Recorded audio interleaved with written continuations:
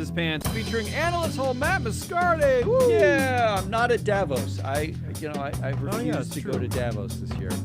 On today's Bill Ackman still loves Jonathan Ross, called January 12th, 2026. No, January 20th, sorry. The Who Do You Blame game! Yay! Can we just blame Bill Ackman? That guy seems to want to take the credit for everything or say Jonathan Ross, anything. donator. Yeah, The Department of Homeland Security told CBS News don't say his name, but Bill Ackman gave him money. I don't know. Our show today. Yeah, go ahead. Did they really say don't say his name? Yeah, the Department of Kristi Noem. She is the Department of Homeland Security, right? The chief. What did they call that? The secretary. And she wears she a lot called of it doxing, cowboy and she hats. said, "Do not say his name." Wow. Which he's a public. To which the reporter responded, "Well, his name is we already know his name. I mean, it's everyone." Our show today is being sponsored by Free Float Analytics and FreeFloatAnalytics.com, the only platform measuring board power, connections, and performance for free. Now, I hear rumors that our data team is still. I wouldn't say they're. What are they up to? Tell me what Wrangling. the data team is up to. Wrangling. They're wrangling. So look, This is a when lot you of get- data to wrangle. A lot of I mean, calculations. This is a lot. I've talked to them. There are 270,000 people in their database, 10,000 companies in their database, a half dozen performance metrics. It takes 70 individual metrics to, calculate the influence numbers that they have. And then you have to get derivatives off of that, like, gender power gaps and all sorts of. It's a very complicated system. I've seen under the hood. They let me look, and I get it. They're wrangling some data. They've had some problems with vendors and gelling, but you know what? I got to be honest. It's really close and it's really cool. So Maybe check it they out. should get an EV database, because when you look up that hood, it's just a big dumb battery, isn't it? You know what? Part of their problem is they refuse to do everything with AI. They will not say that Combustion engines. Yeah, like they're like analog They because love they want to get it right. pulleys and levers and. They just want it to last, Yes. like you bought a car from 1947. It still drives now, even if it pollutes. Once every 14 months. Yeah. All right. What do we got?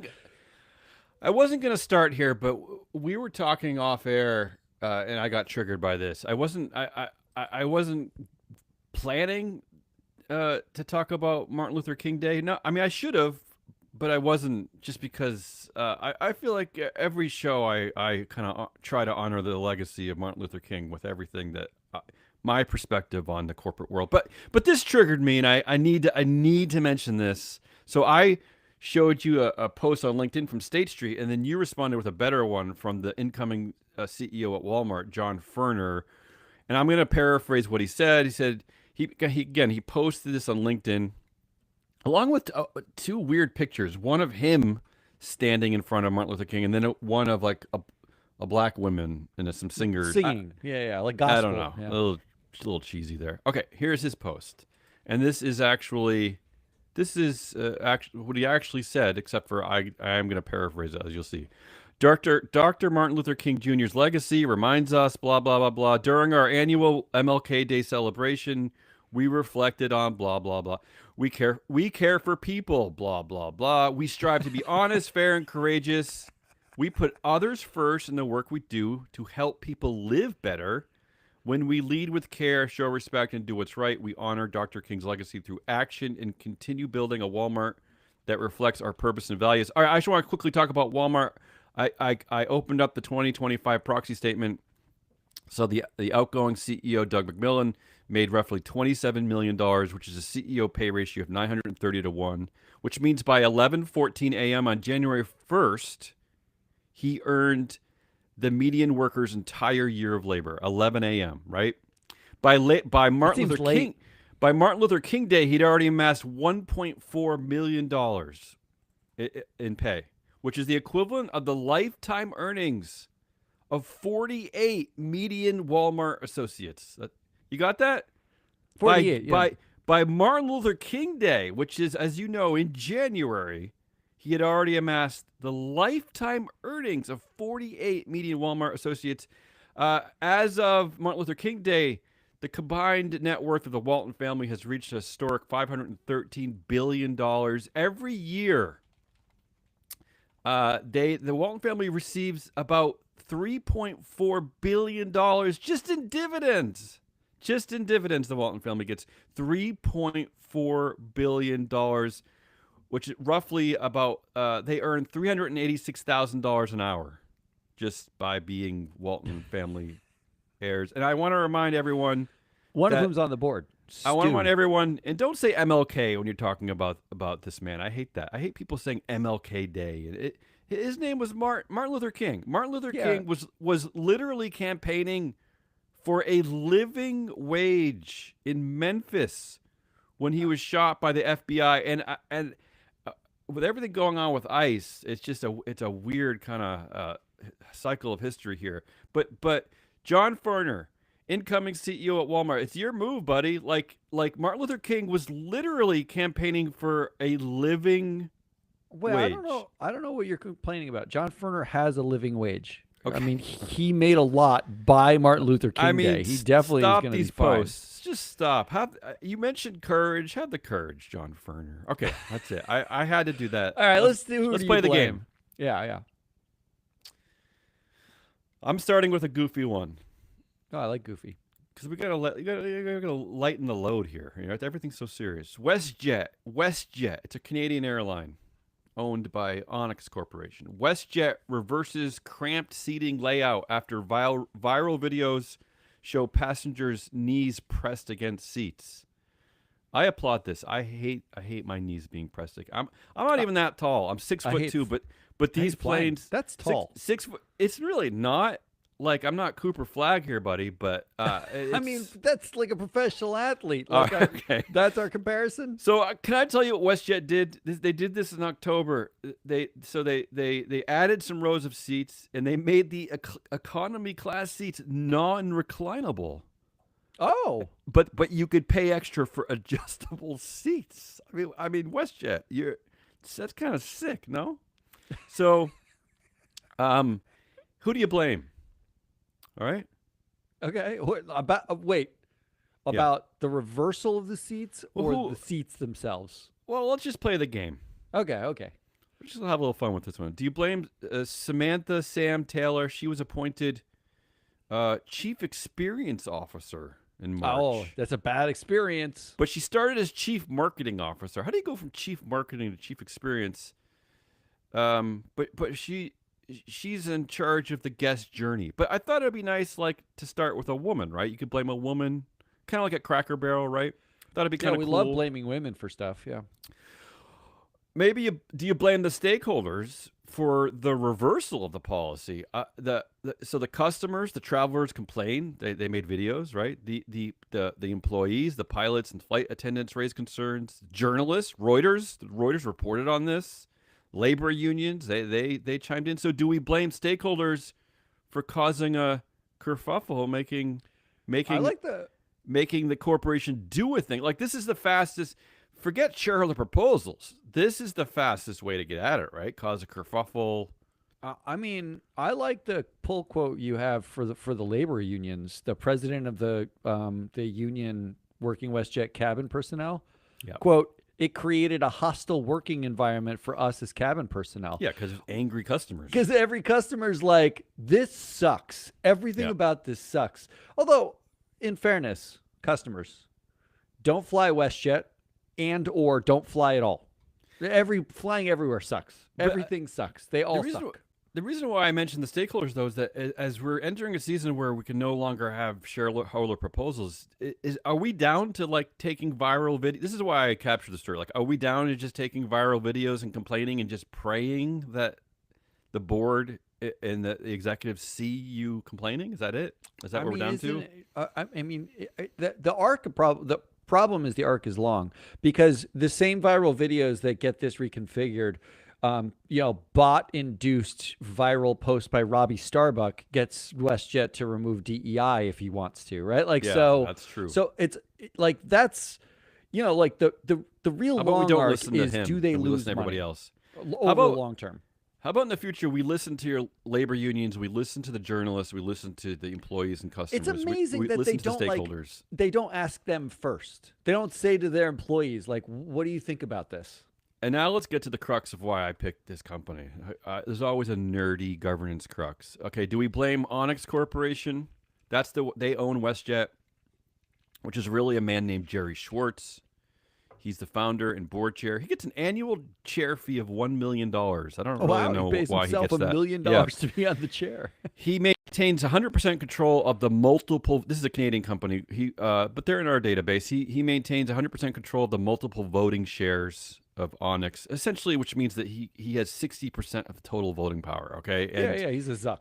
he has 70% of influence according to Free Flow Analytics. So you could quite easily blame him, Jerry Schwartz, or Onyx Corporation. Or finally, do you blame all stupid U.S. dual-class dictatorships who do not do this? Here's what I found. And this is why I'm applauding this story.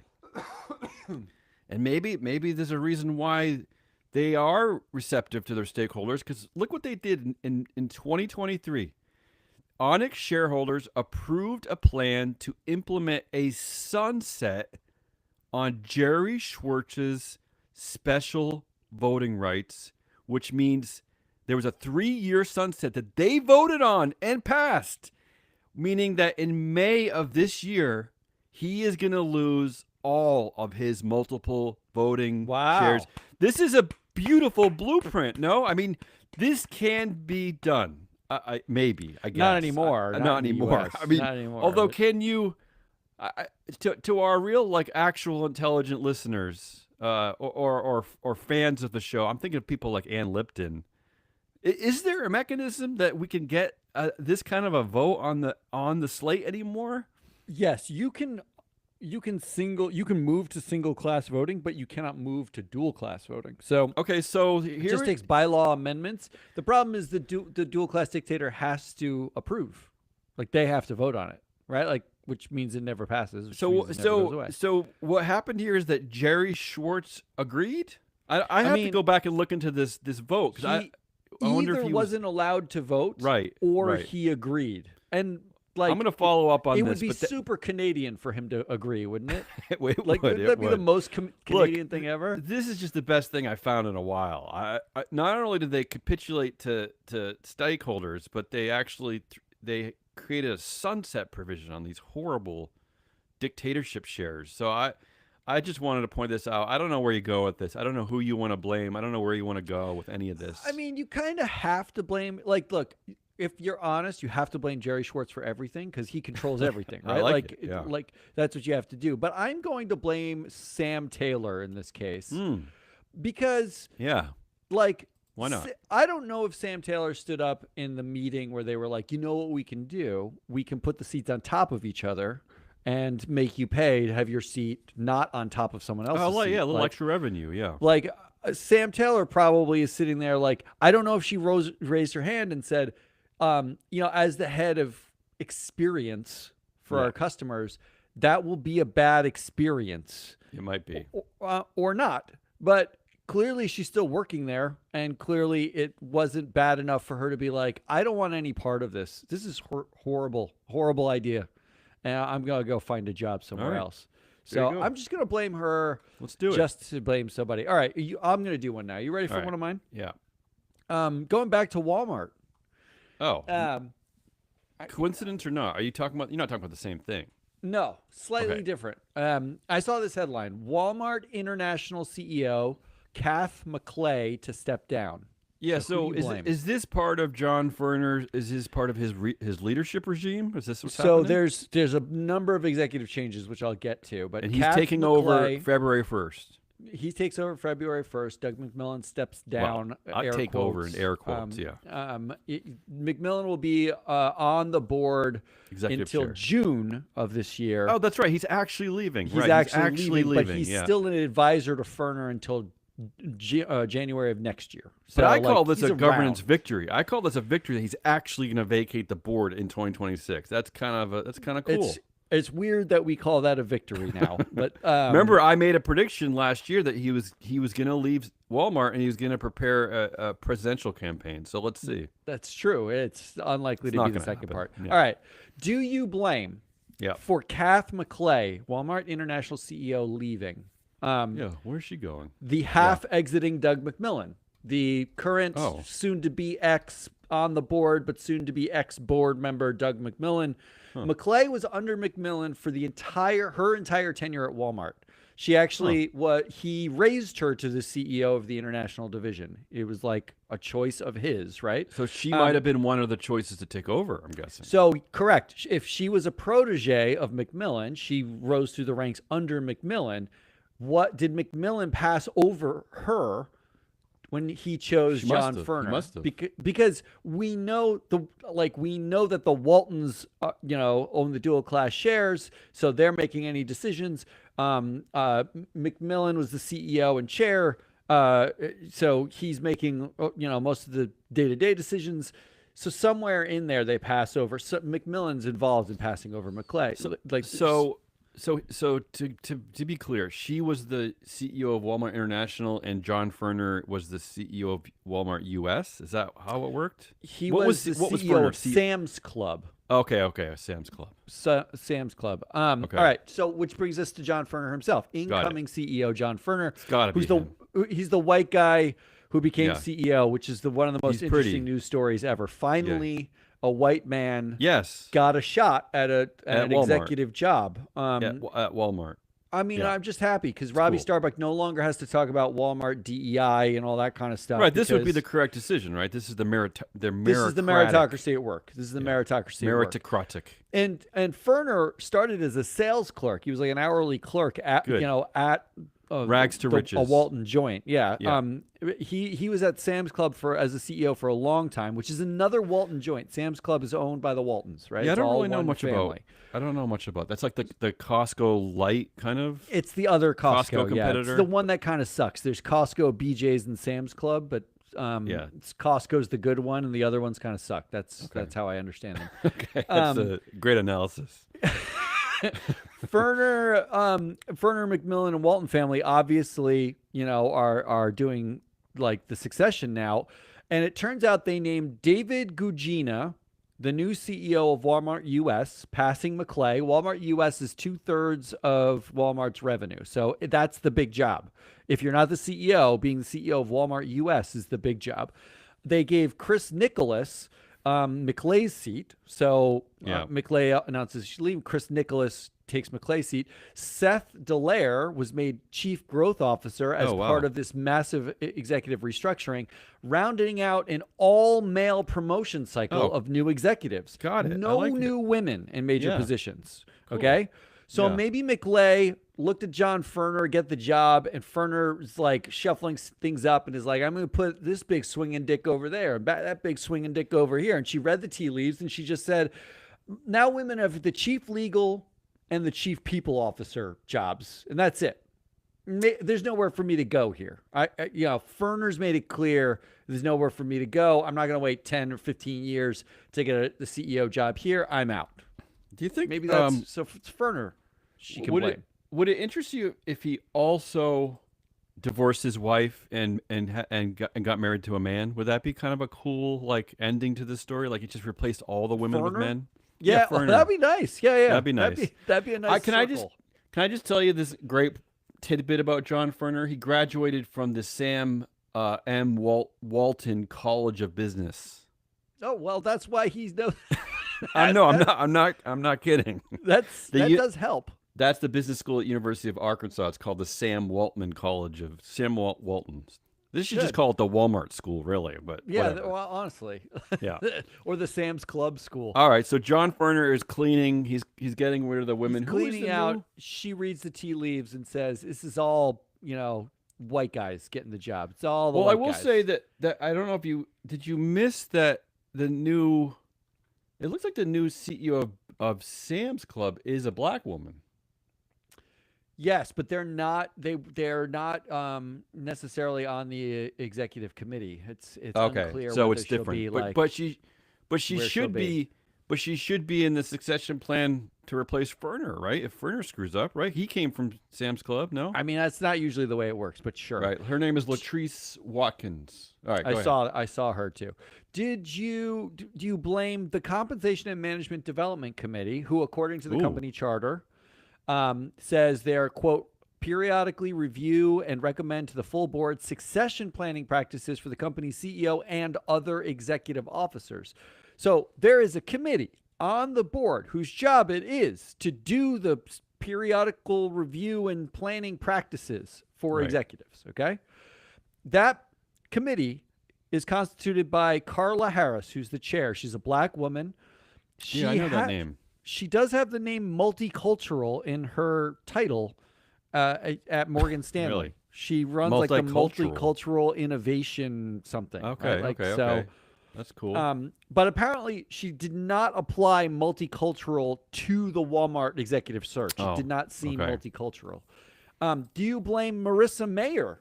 Oh. And yes, it's that Marissa Mayer. Yeah, cool. Marissa Yahoo. Mayer, Mm-hmm. who's on A the literal board. Yahoo. Marissa Mayer's also on the board of Starbucks with Brian Nickel, and she's on the board of AT&T, where a man named Randall Stevenson used to be CEO. Now, why do you mention those two names? Because also on this committee is Brian Nickel, the CEO of Starbucks, Yeah. who obviously has no conflict by having Marissa Mayer on the same board. I'm sure he spends a lot of time thinking about this committee at Walmart. And also on this committee is Randall Stevenson, the Oh, there you go. ex-CEO of AT&T, who has no Oh. conflict of interest by having Cute. Marissa Mayer on the board. Cute. Also, worth mentioning that Tom Horton is another board member, not on this committee. He's the ex-CEO of American Airlines. He was the CFO at AT&T under Stevenson. Again, this is the part I don't understand. Like you're compiling a group of individuals to help provide independent oversight. Like, why do you want like a bunch of buddies? You couldn't. Wh- You why do can't find anyone else. But don't There's you no just one want? else? It's like being a writer and like refusing to have like anyone read it or edit it or it's like it's just come on a little help, a little proofreading. What are you doing? And then finally on this committee is Shashir Marotra, who is from Google via YouTube, Yeah. who would appear to have no links except when you look at Marissa Mayer's past and find out she Sure. worked at Google in search and maps and led the search while Marotra was at Google doing YouTube. So they may not have a direct conflict, but we are Okay. talking about a very small pool of individuals who have decided whose job it is to periodically review succession planning Yeah, I for don't- the executives. I don't think they're very involved. That's my guess. Or finally, do you blame Kath McClay herself, Oh. who just couldn't cut it at Walmart? Now listen. Clearly couldn't cut it. Now listen. She got This is a stepped difficult. over. This is a difficult one because Doug McMillan is staying. Oh no, well he is leaving. Actually, you know what? I'm not blaming Doug McMillan. I actually think he is out. He's gone. This is not like Brian Cornell at Target. He's actually leaving. I don't think he cares anymore. He's done. Now John Furner would be the obvious choice because he's cleaning That's house. his execs. He's bringing in his peeps. The committee I could blame for other reasons because that pay committee, that management development committee, they're asleep at the wheel. They're not doing anything. There's no way that they're paying attention to any of this. They don't know what's happening. They don't care. They're busy. Busy hanging out. They're busy with other jobs and other things, and they have friendships, and they're just listening to John Furner. They're just listening to John. But the one I'm actually going to blame is Kath McClay because. Wow. And I'm blaming for just an obvious reason, which is that she's probably, I don't think she was, I think she's leaving. I think she's like, screw this. Because she got turned down. I hope for her sake that she knows like it's time to leave. Like, I'm never going to be CEO here. It's like kind of being like you're the second prince in a monarchy. So you leave the family and you go to another country and You try find to be another their family. Yeah, because you're never going to be king because you're the brother, right? You're the younger brother, right? Like, I think I think we'll see her I like that I land a threw pretty her big in. job. Maybe she'll be a Fortune 500 CEO within the next 6 months. Maybe that's what we're going to see. I That's threw her in. I like throwing her in as a bit of a joke, tongue in cheek. no, no. And you went for it. Just like I picked. I guess it's just like I picked Sam Taylor. I don't see it as a joke. I see her throwing her hands up, being like, "You gotta be kidding me!" Like John Ferner, you're picking John Ferner over me. Like that's what she I thought. bet you. I mean, it feels like no surprise that she's leaving the minute John Ferner takes over. Do you like? Isn't that like I hate that guy? Isn't that like an I hate that guy move? Yeah. All right. Exactly. What do you All got next? God, where am I? I'll save my depressing one for last. Matt Damon says Netflix wants to make action movies differently to account for shorter attention spans. Okay, this bothered me. You can tell like I'm not very creative really when it comes to this company and show because I was a writing major at college, and I was also a minor in Black Studies and film. Right, so of course the two things I'm talking about Martin Luther King Day. I'm talking about film. Like I'm such a predictable You're a bore, caricature of yourself. right? Like I'm such a bore. But this really drew my attention because I want to point out quickly. I'm going to try to do this quickly. 5 of the reasons why the art of filmmaking is being completely subverted by Netflix and commerce and social media. But here's some new rules for filmmakers dictated by Netflix. The say what you do rule, right? So they're now asking to put into scripts. Wait, is this actually true. like Netflix Yes. released this as some sort of Yes. missive? So as an example, instead of like showing that because film is a visual art, instead of showing that a character is sad, they want explicit dialogue, characters saying things like "I'm just so sad right now," as an example. Right? No, I'm serious. Because and the backdrop to this is that there is data now showing that 94% of people use a phone while watching TV. 94%. Even that That's a was lot of I thought percent. that was high, but so that's the say what you do rule. The heightened audio cues. So they want more audio hooks. They want occasional loud things that occur so that you look up from your phone. No, I'm serious. This is I'm the serious. worst. This is the worst list you've ever compiled. The first I thought you 10 said the minutes- other one was the depressing one. The first 10 minutes mandate. So no slow burns. No like mysterious they use the example of 2001 A Space Odyssey, the Stanley Kubrick movie. I don't know if you've ever seen that. Of course but it I takes have. a while for that movie to get into its sort of I mean, it takes a you're while. You're basically saying the movie Alien wouldn't exist right now. No, of because course not. Alien took like 40 minutes for anything to happen. Because they're worried about. They say that in the first 2 to 5 minutes, people hit their back button and they start over. Centered. This one is the one that got me. I hated this one. Centered framing. They want you to put the action in the center of the frame. Makes it easier for people when they look up from their phones to see what's happening. They don't want you to goof around and they don't want you to like take the whole thing seriously, right? They want you to Look, And finally, increased recapping. And this is what Matt Damon was talking about. They want you to. They want the characters in the dialogue to remind viewers of the plot periodically as the movie goes on. They want you to like restate things. And the example they gave is an actor saying, "So let me get this straight. We have to get the key from the vault before the guard returns in 5 minutes." They want you to repeat that. I'm serious. this is the worst. This is bad. So yeah. the last movie the movie I watched maybe most recently, other than watching Stranger Things, which isn't a movie, I watched Train Dreams. Did you see Train Dreams? This is on my list. It's supposed to be a beautiful philosophical, but that I don't know. I'm surprised that movie even got made. Right? Isn't Not it? one of it. Not It's one of these artful. things apply to Train Dreams, and it Nobody- was one of the most beautiful movies I've ever seen. Only critics and nerds are watching this movie. That's the reality. Unfortunately, right? I'm sorry. It's supposed to I'm be a beautiful neither movie, a critic nor a nerd. I watch like crap. Like I'm fine with crap. I mean, I had my kids rewatch Bill and Ted's Excellent Adventure the other day. though. I don't know if Like, that's it's not- crap, but yeah. I mean, it kind of is. When you rewatch it, you realize It it's is, pretty yeah, bad. okay. It's But- pretty bad. But like the fact is, none of these rules apply to art. Like as soon Okay, as but- you create a rule like that, it is antithetical to art. Yeah, and I defy you to go back to your Netflix account and find. I'll give you an hour. Can you find 5 other movies like Train Dreams? Honestly, like I good don't luck. know. Good I luck. wouldn't even know how to look. There's so much shit in there. It's Yeah, you're not gonna impossible to find it. find out. I All right, can't so find who do we anything. blame? Who do we blame? Do, Yeah. am I blaming each of those items? Because each one of them is the phone. I'm Well, blaming that's the the- phone. Isn't that That's the the thing? okay. That's one of your choices. That's the background to this to the who do you blame game. Do you blame just Netflix in general? Because this is This is coming from Netflix, and I'm talking about co-CEOs, Ted Sarandos, Greg Peters.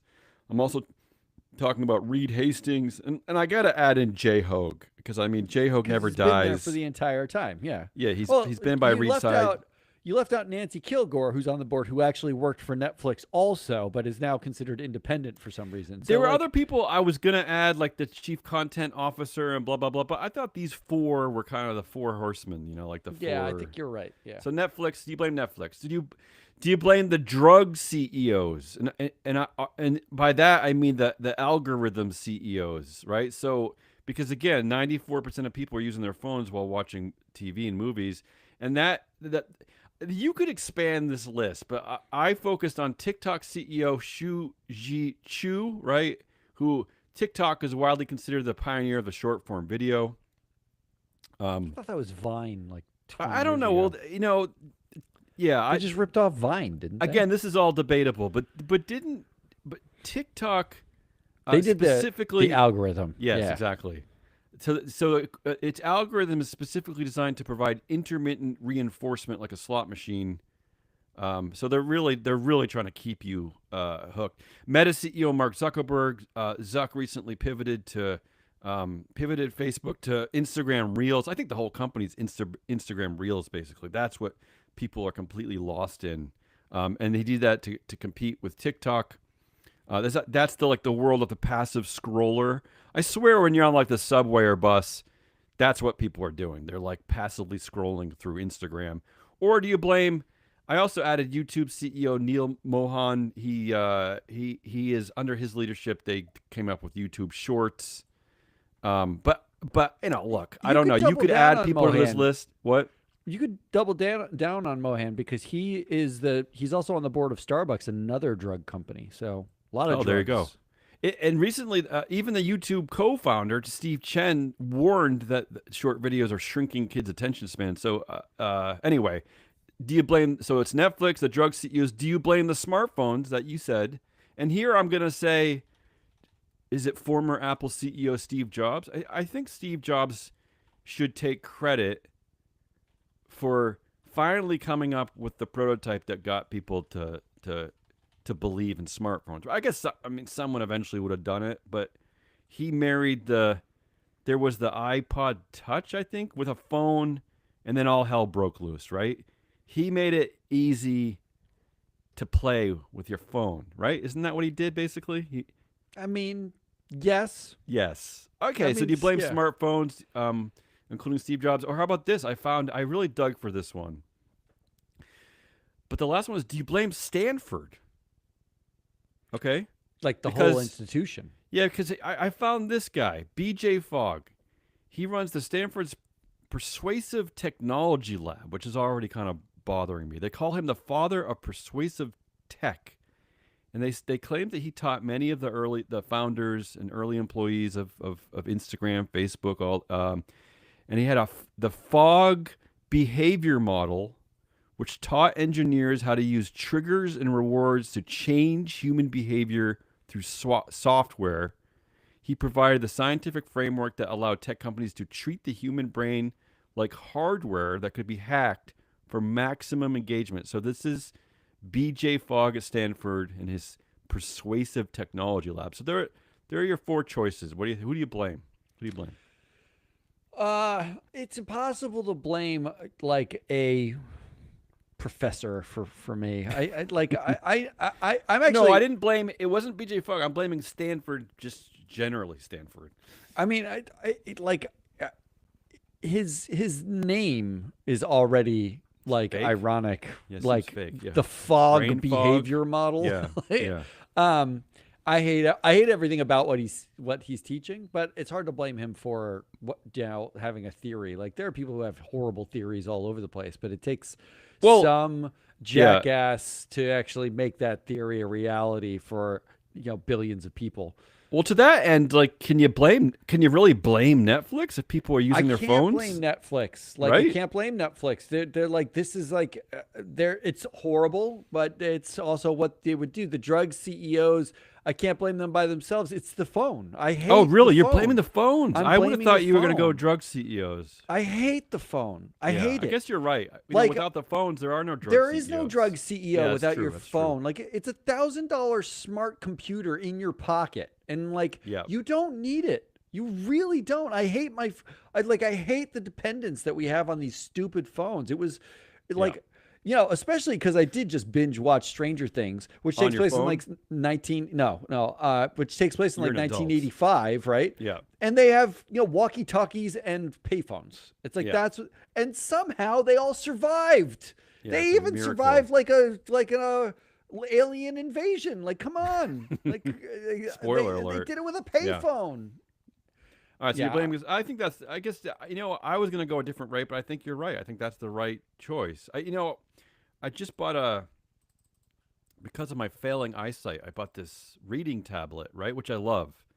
Because you can change the text Make it size. bigger and whatever. Yeah. And I love it's been great for reading for me, but I still find myself, even though I have this beautiful tablet to read books, I still find myself grabbing the phone for no good reason, just because I think how it just fits in your hand and it becomes a part of your body. You almost don't Worried even you're notice it's missing there. Something you're like Yeah. checking. You just like let me do a quick check on whatever. Yeah, It is that so I just think popped you're into my right. Like I brain. think there's something about the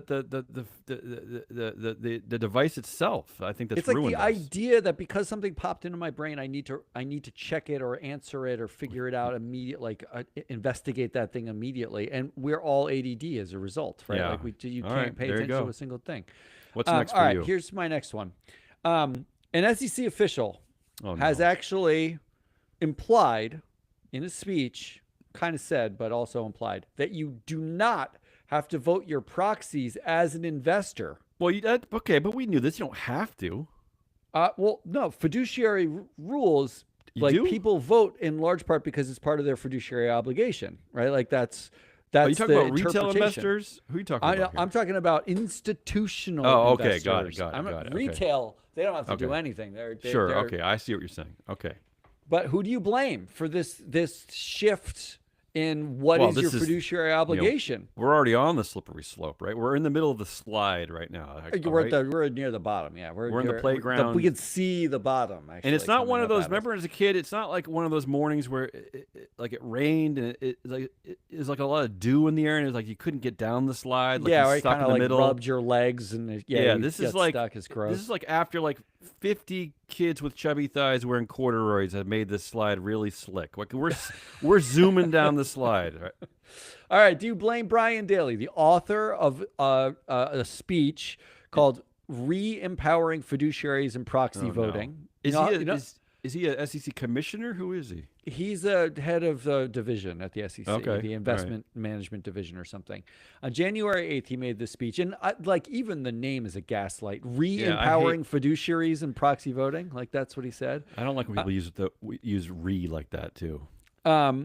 He argued that not voting may not violate fiduciary duty. Like if you decide not to vote, it might actually comply with your fiduciary duty.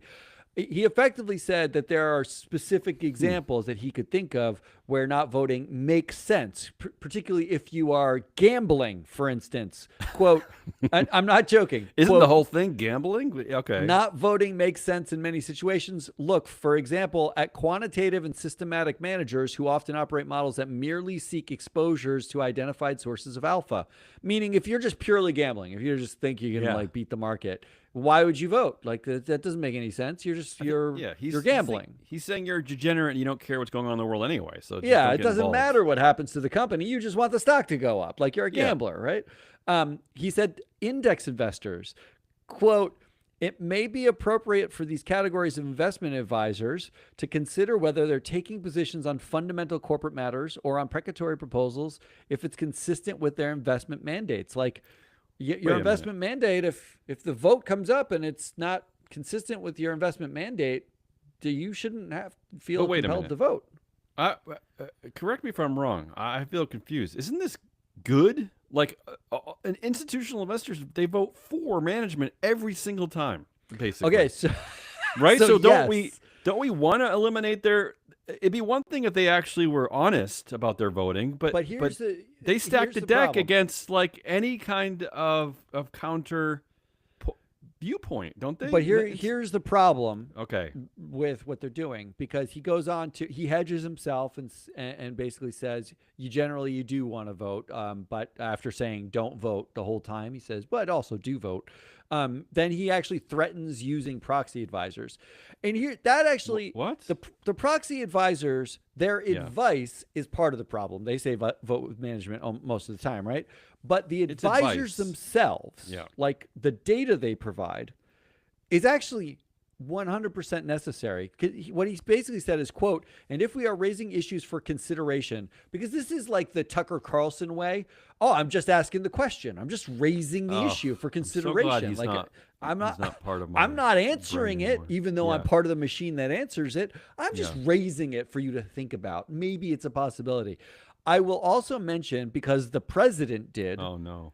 That there is a real concern out there that habitual adherence to a proxy consultant's recommendations could pull an advisor into a Section 13D group. Oh, my God. What that means is, for anybody who doesn't know what that means, it means if you listen to a proxy advisor and a bunch of other people also listen to a proxy advisor, and you do it habitually over and over, you're all part of a cabal. A consortium, and you are now part of an activist group. Yeah, that's what they've been calling it. They call it a cabal. They've been using that. They have used that language, right? A cabal, an actual cabal. Of course they have.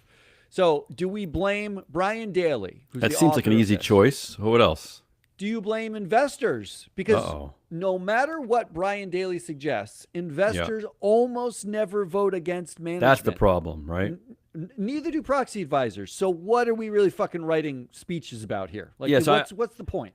I flagged something from the Corporate Governance Forum at Harvard, and that last year those numbers continue to tick up. Like, you're always joking about how many directors get yes, but everything's continuing to. Even that's increasing slightly. Where do they find the room to increase? Yeah, and some blowhard. I wish I had that in front of me. Maybe we can talk about it on Friday. Some blowhard said, like, "Oh, this is good news. It means that that corporations and directors, they're all performing well. This is great. This is a healthy thing." Yeah, of course it is. Yeah, like it does make me think of we covered a story on Friday about 96% of people polled agree that undressing minors using AI is a bad idea. 96%. Yeah. So the same number of people who agree that undressing minors is a good idea or a bad idea is the number of people who agree on every single director on average in the entire this is interesting universe. Because let's not forget that 94% of people use their phone while watching TV. So all these things are kind of lining up, right? Everything is it's basically we can agree on a couple of things. Do we blame cost? Because Daly points out, quote, and this triggered me unbelievably. In assessing proposed votes, investment advisors might utilize the fiduciary interpretations concept of a reasonable inquiry into the client's objectives. Meaning, when you are looking at the vote you have to look at your client and what they want, right? Yeah. If an investment advisor... Yeah. If an investment advisor routinely follows a proxy advisor's stock recommendations without a tailored engagement or independent analysis, is this reasonable inquiry? Maybe, but it is certainly worth thinking about. Again, we're just throwing out considerations. To go back to the first question, if the voting process is so burdensome that it requires extensive external resources, why is the advisor voting at all? What? What kind So of what a, he's what saying kind of a is, thing is that to say? It's let's ridiculous. say you have a bunch of clients and you Yeah. have to make a vote. It's hard to ask all your clients and come to a decision and make an independent analysis. If it's burdensome, why Yeah. are you voting? Isn't That's that what you're? what he said. Isn't that part of what you're spending the money on that they pay you to do? What are you? What's he talking about? So That's here was my That's like immediate. saying you go to your mechanic and you have them fix your flat tires, and he's like, it's burdensome for me to get the tools to fix your tire, so I'm not going to do it. Like, well, yeah, but I gave you $100, and that's part of that money is you to go buy a goddamn tool. Like, Here's what, what are you doing? triggered me the most about it, because he's making this argument about voting, but Yeah. isn't the cost of getting like equity analysis significantly higher than getting proxy voting analysis? Yeah, I mean, this is nonsense. This is In the right which has been case- doing this for. This is their anti-ESG message for years. Is like, and you it's- can't ask every client, should I buy or sell this stock, right? So Yeah.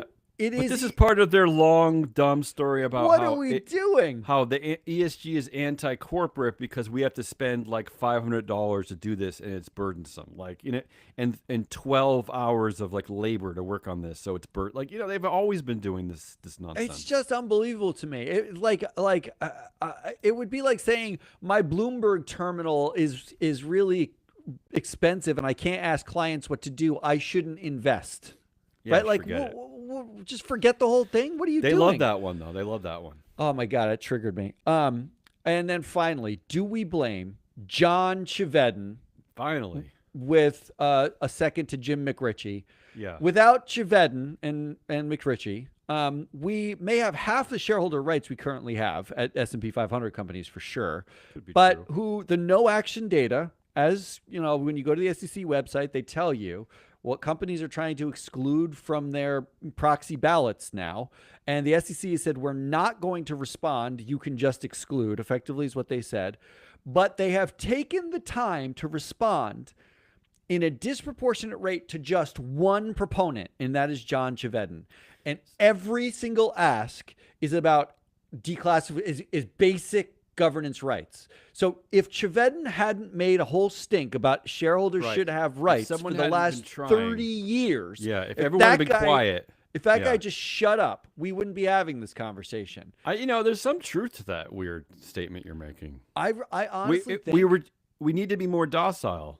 this is We needed to this be more whole- docile. Like all of that like wokey stuff and like, social agenda stuff is all gaslighting to stop John Chevedden, one guy, from effectively asking companies to declassify their boards, allow special meetings, I don't majority get it. voting policies. But I thought simple governance. But I thought the Trump administration and Doge, I thought that it was all like a pro-populist, like anti-elite message. But isn't that all the language is pro-populist, but all the action is centralized power? All Right, so the like- language about the voting was it was like all this like you are excluding pieces of the Confusing, or isn't some it? of your investors, like you're not representing you have a woke agenda that doesn't represent your ISS retirees, is- all that shit. ISS is elite, but the corporation, like 3M, that is like populist. Is that what they're trying to say? Like, That's all right, so I could pick Brian Daly, investors cost, John Chev. I'm tempted to pick like McRitchie and because if they kind of ruined it, right? Like they complained too much, right? Yeah. And then I mean, they But no, clearly they- did. They were doing precatory proposals for the last 30 years. I think it's the saying, nuns "You they guys hate the can't-" most, though.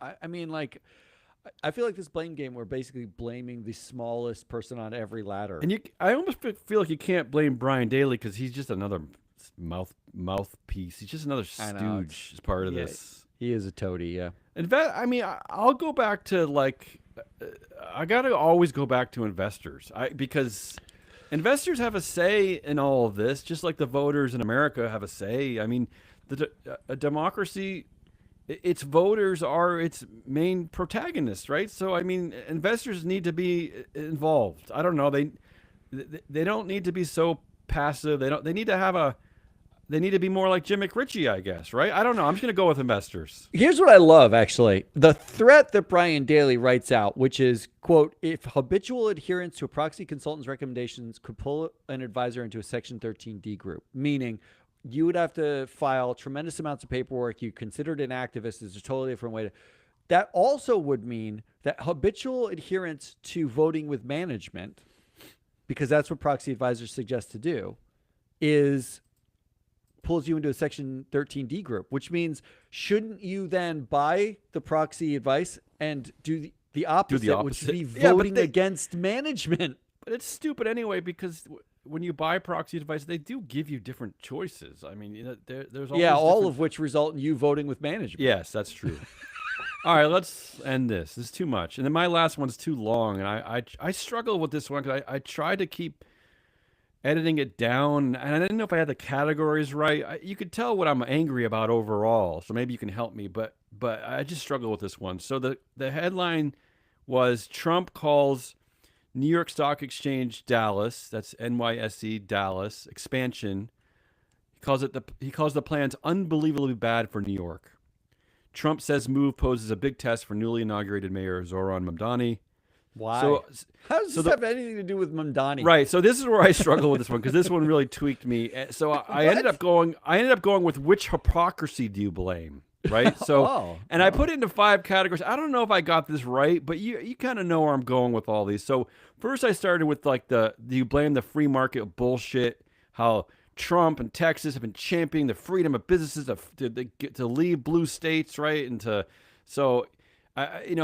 the ones who've been kind of telling you, like, let's leave the blue states behind, right? So, I mean, right? So it's a race to the bottom on the exchanges, right? That's what. But they created that race. To the bottom. They're creating that race. I don't know how it's anything to do with Mamdani. I don't think it's bullshit. I think that's literally what they're doing on purpose. Or do we blame? The next category is blaming the anti-woke, anti-ESG scaremongering. So let's not forget that Texas frames itself as a sanctuary from socialism.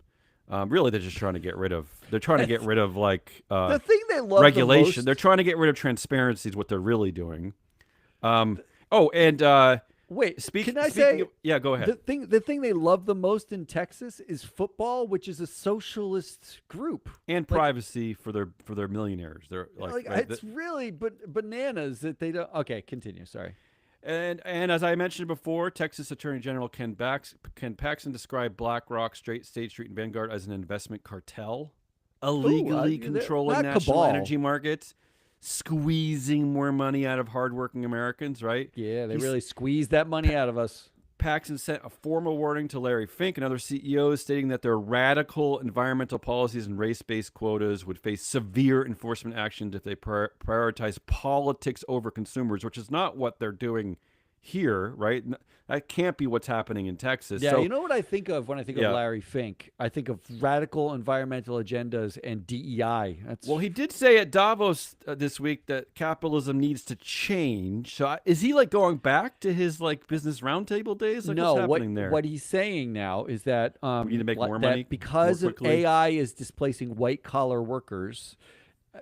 He's basically saying that he's at Davos and he's saying to the people in the room, we are the ones with all the money, and industrialization killed blue collar workers, hit them the hardest, and now AI is killing white collar workers. And while we may have all the money, it's the same thing that Jamie Dimon said. Basically, the pitchforks, right? They're coming for us. They're now worried. He's now worried, or at least stating out loud in some way, that no one outside of this room is going to care what we're talking about if we have all the money and they have no jobs. That's what he's saying. But that's what they were starting to insinuate in 2019. Isn't that the purpose of a corporation, point right? for them? That's what they've been doing. Is this the place where they give us $6 more and say, there you go, and they pat us on the head and hopefully go away? All right. What's ironic about all this is that the reason why we had a New York Stock Exchange in Dallas, Y'all Street, they stupidly call it, is because they originally used Larry Fink as their. Remember, they had billboards about Larry Fink. Anyway, the whole thing, the hypocrisy. That's why I call this the which hypocrisy do you blame? So my first one was free market bullshit. The second one was the anti-woke, anti-ESG scaremongering. The third was, I'm calling this the lead by example hypocrisy. So let's not forget that Trump already quit New York City, right? He like vocally left his hometown to go to stupid Miami or wherever he lives. Mar-a-Lago, yeah. And Musk did the same thing. Musk's Dexit to Y'all Street. Not only did he leave Delaware because they wouldn't give him all the money, although they changed their minds, but remember he pulled out of California because regulators were angry about things like nooses being, in factories, right? They were threatening black workers. So Trump and Musk have already set the example to this, right? So I'm calling that the lead by example hypocrisy. The fourth one I'm calling leader name calling and scaremongering. This is all kind of the same stuff. So let's not forget that before Trump fell in love with Mamdani, he called him a communist lunatic and a Marxist. I thought he loved him. I thought. I know the whole thing is just head spinningly confusing. The hypocrisy just to hide from the Epstein files about all this stuff is just madness. That's it. Dallas Mayor Eric Johnson. This is Mr. Anti-elite. He went to Penn, he went to Harvard, and he went to Princeton. Right? This is the Republican mayor Eric Johnson. He called it. He calls what's going on in New York an un-American socialist impulse, and he marketed Dallas as a sanctuary from socialism. And finally, I'm going to end on the hypocrisy of this elite versus common man nonsense that we've been talking about. Because remember, they call them this Y'all Street. So they're specifically giving it a populist framing, which is ridiculous. But who backs the Texas Stock Exchange? This is the part that I originally just got triggered by. The big four anchor investors that I found backing the Texas Stock Exchange are BlackRock. Yeah, obviously, yeah. Citadel, which of course Ken Griffin, right? Ken Griffin just famously left Chicago because I don't know, he saw a black person. I don't even know why he left. Why did he leave Chicago? No. The quote was there were bullets flying through his windows. Right, and there's no crime in Miami, right? It's a crime-free utopia. The third big four anchor is J.P. Morgan Chase, and the fourth is Charles Schwab. So they're calling these four the big four anchor. So where do I go with this hypocrisy? I mean, it's just such a. And this reminds me of yours talking about what's his name over at the SEC, Brian Daly. It's just all this like.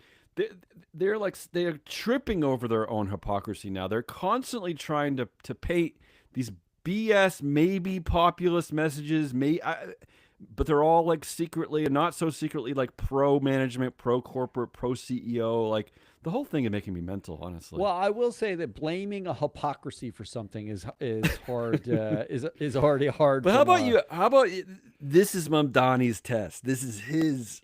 This fell in his lap. Like he literally wasn't mayor until like 10 days ago. I mean, what a bunch There's of no way that what this a bunch of shit. I mean, this is just but crazy. it's the elite Unbelievably versus bad for New York. So now Trump is nostalgic for New York. Like, what? I don't even know what he's talking about. No, like, he spends all his time in Mar-a-Lago. I know. I So think actually, doesn't Melania live in? Doesn't Melania like stay in New York and Trump is like in Mar-a-Lago? I don't care. I don't know. I don't. All I know Which is hypocrisy, Blake? Which is they're the all worst? the same. It's the elite versus common man. They are all nonsense. kind of the same. That's the part that bugs you. It's the fake George populist Bush, rhetoric. Ronald Reagan pretend like I'm just like you are. Like Right, yeah. Bush Jr.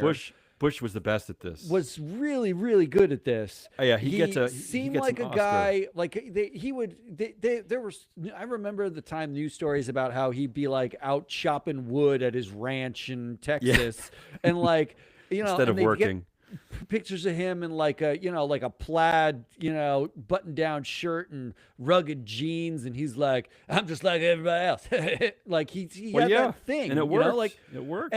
Except that he went to fucking Princeton, didn't he? Like he went to like Yale. Sorry. Well, that's where his dad went to Yale. The Skull and Bones Club, wasn't he? And his grandfather, Prescott. Like he's like literally old blood, old money, U.S. royalty, pretending to be everyman.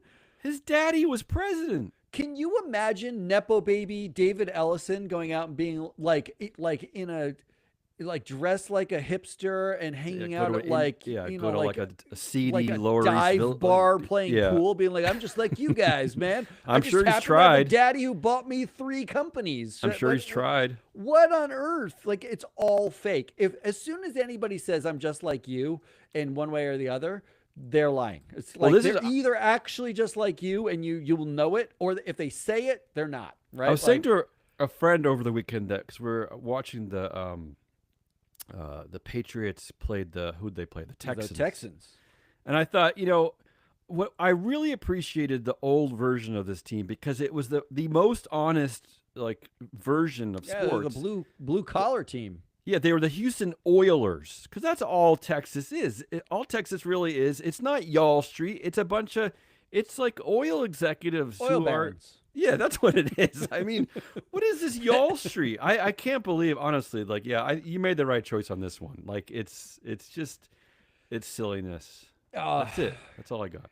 I'm exhausted now. I Yeah. know that we're like supposed to No, like have that. I thought that was going to be a shorter show. this is just somehow. what we do. This is just what we do.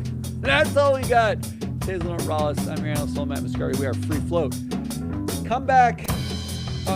When? Friday. We got a Friday show. I don't think we're doing a proxy countdown this week, are we? Bi-weekly at first, right? Yeah, I think Until we're it going to really go back ramps to up. bi-weekly until it ramps up.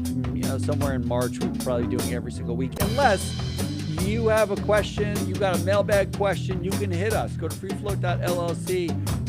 There's an email address there. You can sign up for freefloatanalytics.com, our sponsor, and you can get free data there, get on the zine list.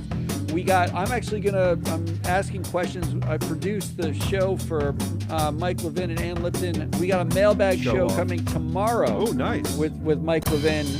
They got some love questions from listeners. We're gonna go. He'll go over them. Love that. Until later. Good.